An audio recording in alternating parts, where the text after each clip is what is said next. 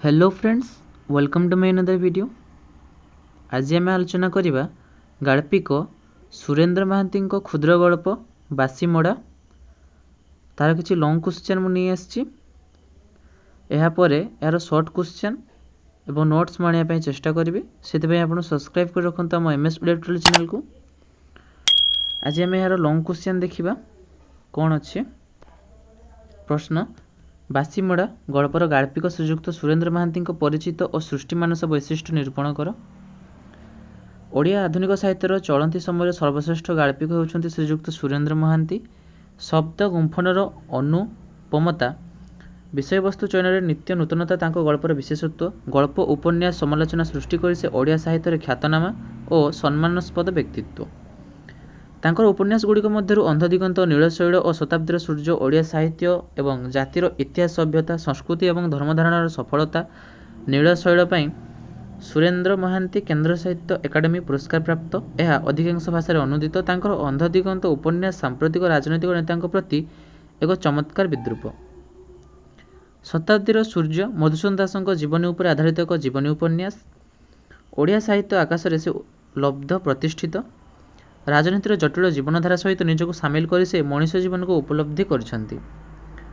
सुरेंद्र महांती पाक स्वाधीनता कालर लेखनी चालना कर क्षुद्र गल्प, उपन्यास, समालोचना आदि रचना करछन्ति। क्षुद्र गल्पर से निर्दिष्ट धारा सृष्टि करछन्ति। उपन्यास रे मध्य नूतन भावस्पंदनर प्रकाश पाइछि। से राजनीति को निजर पेशा करथिले मध्य साहित्य तांकर जीवन।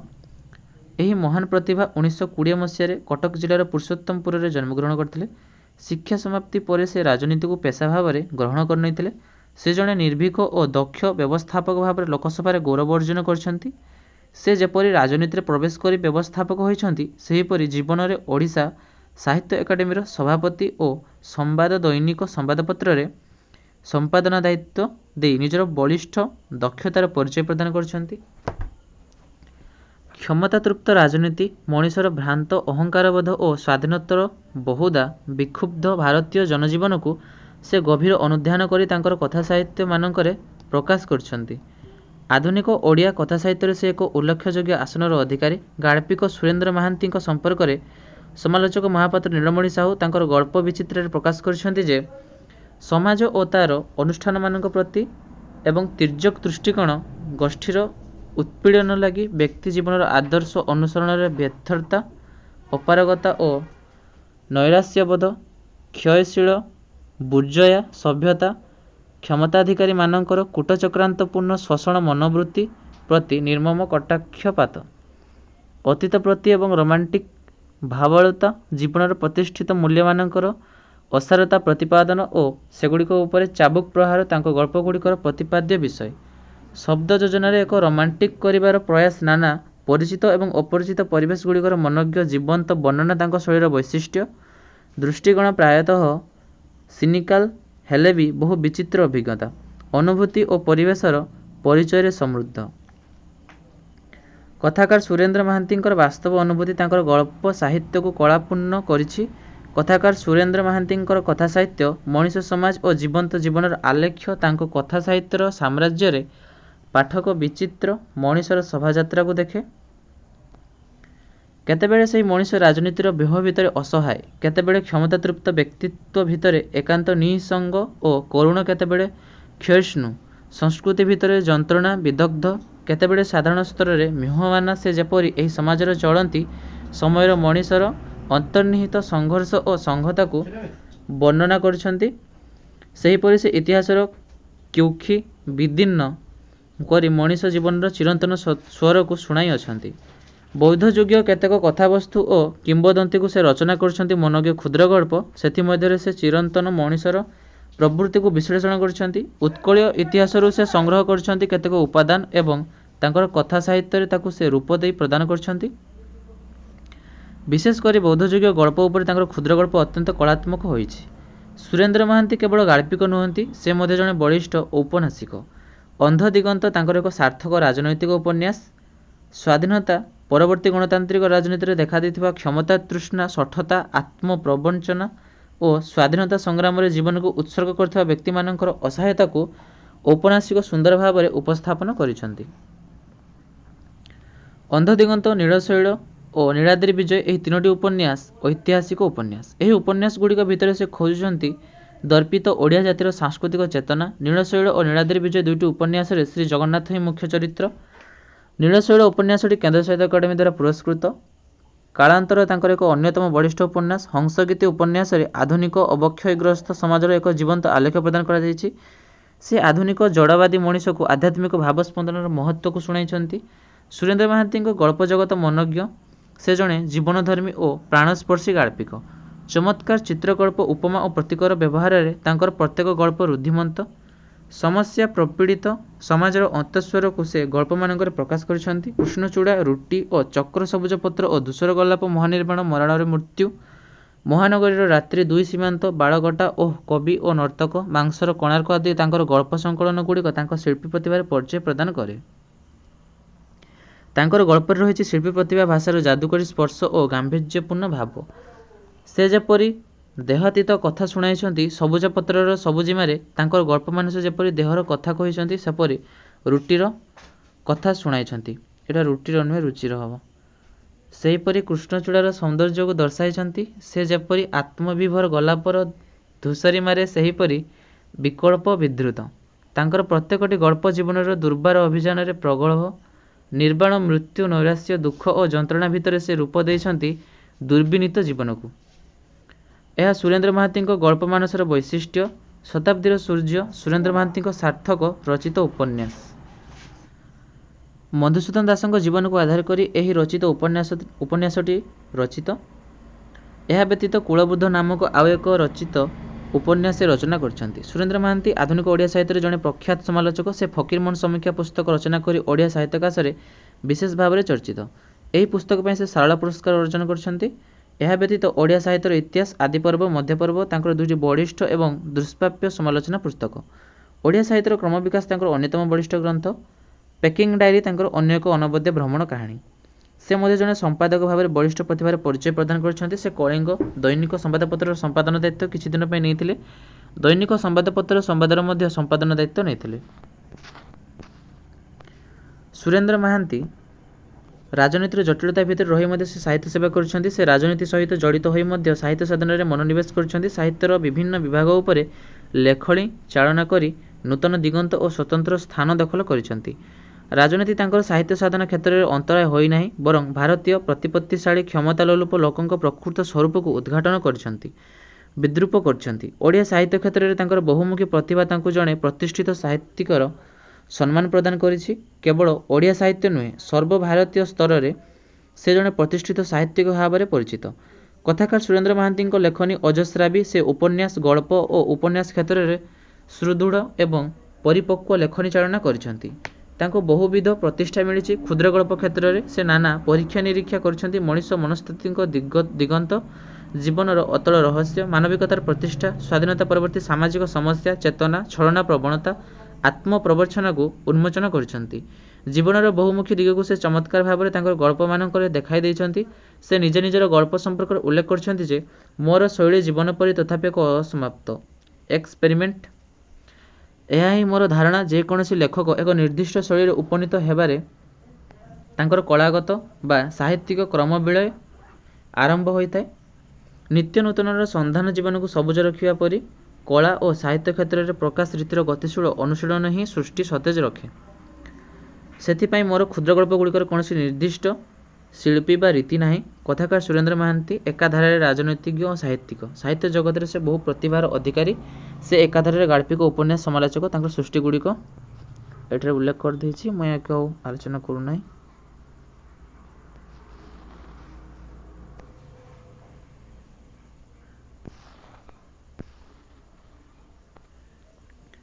ପ୍ରାକ୍ ସ୍ୱାଧୀନତା କାଳରୁ ସାହିତ୍ୟ ସାଧନା କରି ପରବର୍ତ୍ତୀ କାଳର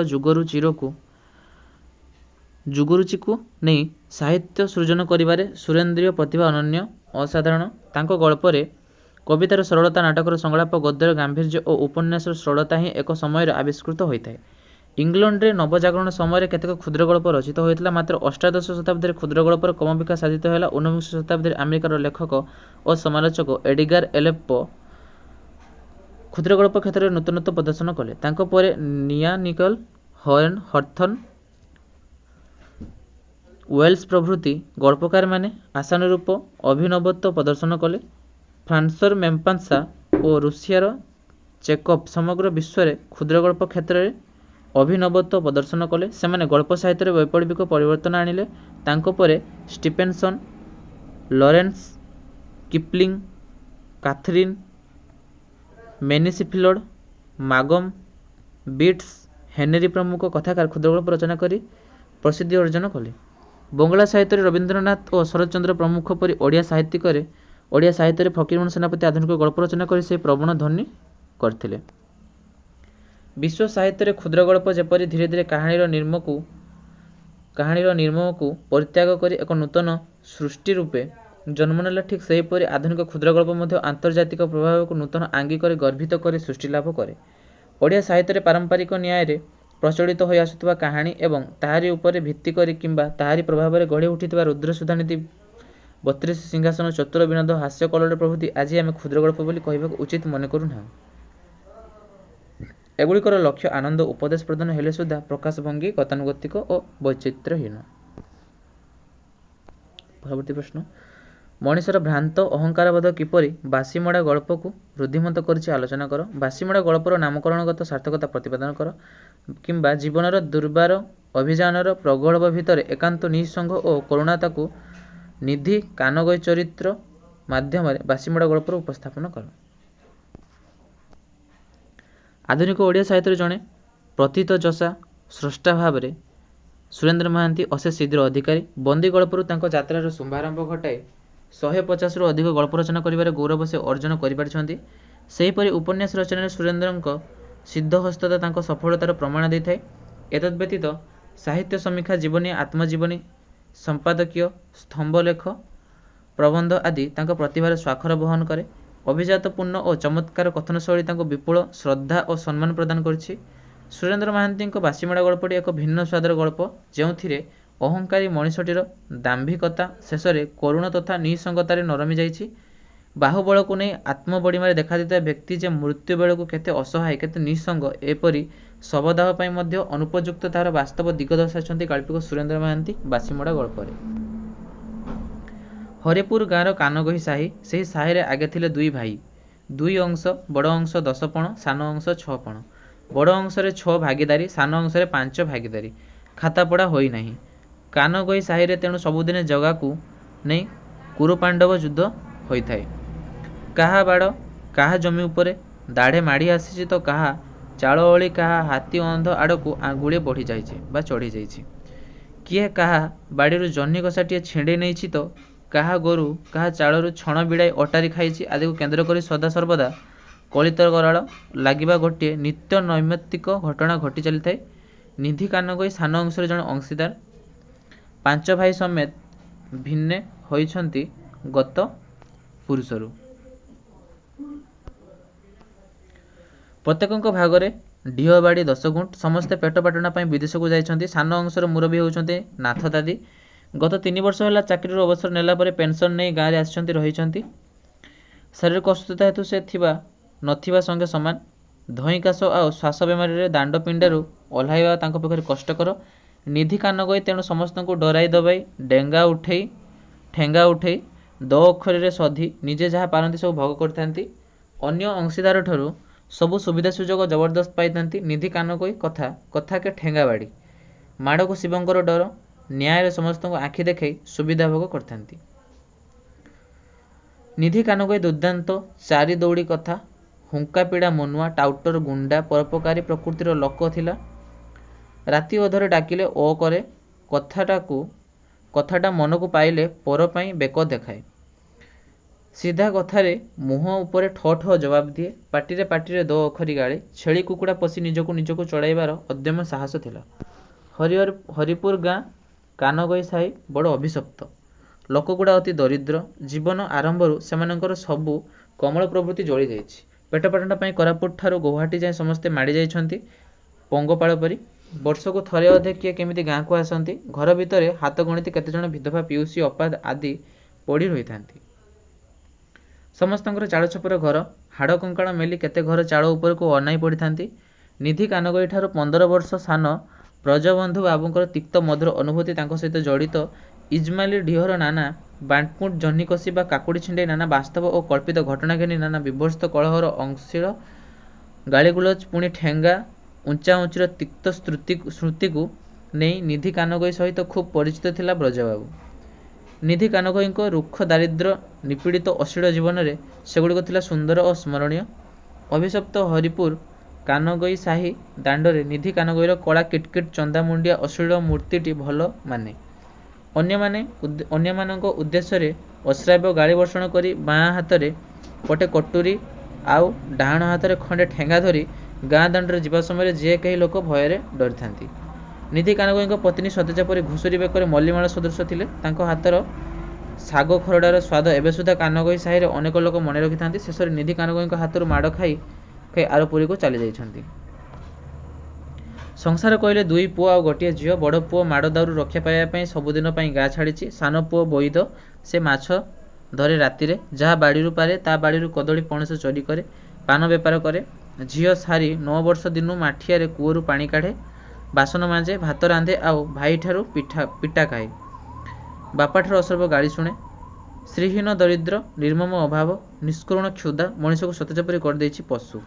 ନିଧି କାନଗୋଇର ଘର କହିଲେ ଭୁଷୁଡ଼ା ମାଟି କାନ୍ଥ ଉପରେ 3 ବର୍ଷ ତଳର ପାଣିକତରା ପାଉଁଶିଆ ଚାଳ। ଘର ଦାଣ୍ଡରେ ଗୋଟେ ଜମିରେ ବାଇଗଣ, ଲଙ୍କାମରିଚ, ଖଡ଼ା ଆଉ କଦଳୀର ଜଙ୍ଗଲ। ନିଧି କାନଗୋଇ ବାଇଗଣ ଲଙ୍କାମରିଚକୁ ସମ୍ବଳ କରି ଚଳୁଛି। ଠକିଛି, ଚୋରି କରିଛି, ଦଗାବାଜି କରିଛି, ଅନ୍ୟକୁ ତଳିତଳାନ୍ତ କରିଛି। କାହାରି ପାଖରେ ନିଜର ମୁଣ୍ଡ ନୁଆଇ ନାହିଁ। ତା ତୁଣ୍ଡରେ ସମସ୍ତଙ୍କ ପାଇଁ ଅଶ୍ରାବ୍ୟ ଦଅଖଳି ସମ୍ବୋଧନ।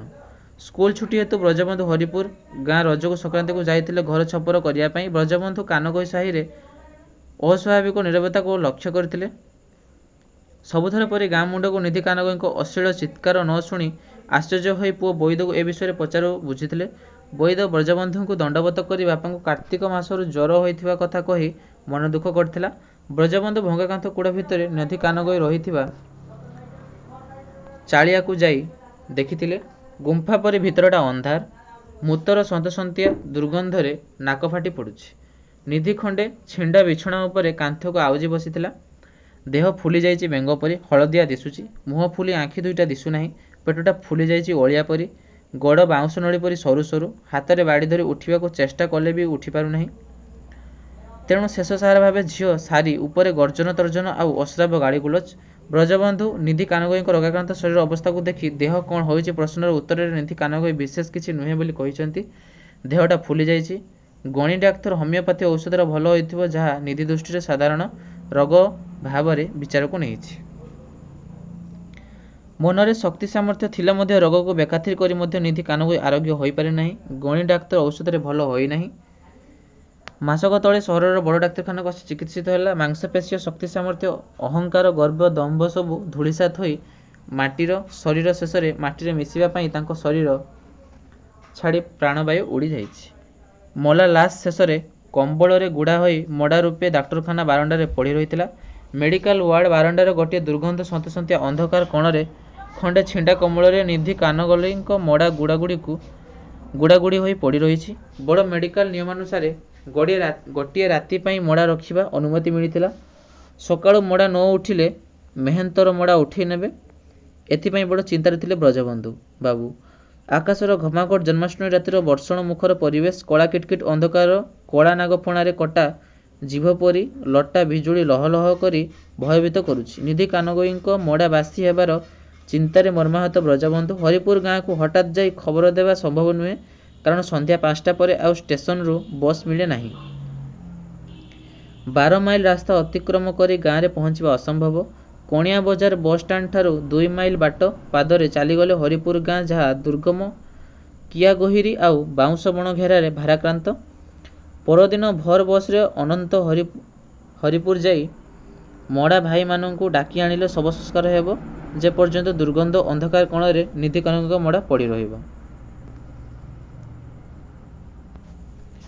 ନିଧି କାନଗୋଇଙ୍କ ମଡ଼ାଠାରୁ ଅଳ୍ପ ଦୂରରେ ଶବକୁ ନେଇ ଦୁଇଟି କୁକୁର ପରସ୍ପର ପ୍ରତି ଦାନ୍ତ ଦେଖାଇ ପରସ୍ପର ବିରୁଦ୍ଧରେ ଅସ୍ଫୁଟ ଗର୍ଜନରୁ ଶବକୁ ସୁରକ୍ଷିତ ରଖିଛନ୍ତି ବ୍ରଜବନ୍ଧୁ। କୁକୁରଙ୍କ କ୍ଷୁଧିତ ଆଖିରୁ ମଡ଼ାକୁ ରକ୍ଷା କରିବାରେ ବ୍ରଜବାବୁ ଲହୁଲୁହାଣ ହୋଇଛନ୍ତି। ବିଜୁଳି ବେଗରେ ନିଧି କାନଗୋଇଙ୍କ ମଲା ଖବରର ହରିପୁର ଗାଁ ସାରା ଖେଳିଗଲା। ନଳିତା କିଆରୀରେ ଧାନ ବେଉଷଣ ବିଲରେ କଦଳୀ ବାଡ଼ିରେ ଗାଧୁଆ ତୁଠରେ ଦାଣ୍ଡ ପିଣ୍ଡାରେ ଘର କୋଣରେ ନାଳ ବନ୍ଧରେ ଗାଁ ଦାଣ୍ଡ ଗହୀରରେ ଗୋଟିଏ ଖବର ନିଧି କାନଗଇ ଚାଲିଗଲେ। ବ୍ରଜବନ୍ଧୁ ରାତି ଡ୍ୟୁଟିରେ ଥିବା ଜମାଦାର ଶଙ୍କର ଗଡ଼ ଆଉ ମଧୁ ଗଛେଇତଙ୍କୁ ନିଧି କାନଗଇଙ୍କ ମଡ଼ା ଜଗିବା ବାବଦକୁ କିଛି ପାଉଣା ଦେଇ ରାତି ଉଜାଗର ଫଳରେ ନାନା କଳ୍ପିତ ବ୍ୟାଧିର ଆକ୍ରମଣର ଆଶଙ୍କାରୁ ରକ୍ଷା ପାଇଛନ୍ତି। କାଲି ସକାଳେ କେଉଁମାନେ ମଡ଼ା ସଂସ୍କାର କରିବାକୁ ଆସିବେ ସେ ସମ୍ପର୍କରେ ଅଜଣା ଆଶଙ୍କାରେ ବ୍ରଜବନ୍ଧୁ ସନ୍ଦିହାନ ଥିଲେ। ସାନ ପୁଅ ବୈଦ ଆସିବ, ବଡ଼ ପୁଅ ମାଧବ ବାପା ମରିବା ଖବର ସୁଦ୍ଧା ପାଇବ ନାହିଁ, ନାଥ ଦାଦି ଆସିବେ ନାହିଁ, ଚଷା ସାଇଆ ମଡ଼ା ଭାଇ କୁଞ୍ଜ ସ୍ୱାଇଁ ଆସିବାର କିଛି ଲାଭ ନଥିବାର ଲଘୁ ମନ୍ତବ୍ୟ ଦେବେ। ଏହିପରି ବ୍ରଜବନ୍ଧୁ ମଡ଼ା ପାଖରେ ସାନ ଭାଇ ତଥା ସୃଜନ ନିଧି କାନଗଇଙ୍କ ଶବ ସଂସ୍କାର ନେଇ ନାନା ଭାବନାର ମଧ୍ୟ ଉଜାଗର ନ ରହି ଘରକୁ ଫେରିଛନ୍ତି। ପରଦିନ 2 ପହର ବେଳକୁ ହରିପୁରିଆ ମଡ଼ା ଭାଇମାନେ ଆସିଲେ। ଆସିବା ଭିତରେ ସିନ୍ଧୁ କାନଗଇ, ନିଧିଙ୍କ ଦାଦି ପୁଅ ସାନ ଭାଇ, ସାନ ପୁଅ ବୈଦ, ମାହାନ୍ତି ସାହିରୁ ଦାମୋଦର, ଚଷା ସାହିରୁ ନଟ ଆଉ ଗୋବିନ୍ଦ। ବୈଦ ପାଖରେ ଟଙ୍କା ପଇସା ନଥିବାରୁ ଶବ ସଂସ୍କାରକୁ ନେଇ ଜମି ସକାଶେ ସିନ୍ଧୁ ଓ ଦାମୋଦରଙ୍କ ମଧ୍ୟରେ ଯୁକ୍ତିତର୍କ କଥା କଟାକଟି ହୋଇ ହାତ ଉଠାଉଠି ପର୍ଯ୍ୟନ୍ତ ଯାଇଥିଲା। ଶେଷରେ ବ୍ରଜବନ୍ଧୁଙ୍କ ମଧ୍ୟସ୍ଥତାରେ ସମାଧାନ ହୋଇଥିଲା। ନିଧି କାନଗଇଙ୍କ ମଡ଼ା ବାସି ହୋଇଥିଲା। ବିଳମ୍ବିତ ସମୟ ପର୍ଯ୍ୟନ୍ତ ରହିବା ଫଳରେ ଶବ ମର୍ଗକୁ ଉଠି ଯାଇଥିଲା। ବ୍ରଜବନ୍ଧୁଙ୍କ ସହଯୋଗରେ ସ୍ଥିର ହୋଇଥିଲା ଯେ ଶବଦାହ କରିବା ମହା ଜଞ୍ଜାଳ, ନଈରେ ଭସାଇ ଦେଲେ ସବୁ ଜଞ୍ଜାଳ ତୁଟିଯିବ। କୋକେଇ ବାଉଁଶ ପରିବର୍ତ୍ତେ ଡାକ୍ତରଖାନା ଠେଲାଗାଡ଼ିରେ ଠେଲି ନେଇ ଜଳରେ ନଈରେ ଭସାଇ ଦେଲେ ଚଳିବ, ଯେଉଁଥିରେ ସମସ୍ତ ଆତ୍ମୀୟ ସ୍ୱଜନ ଏକମତ ହୋଇଥିଲେ।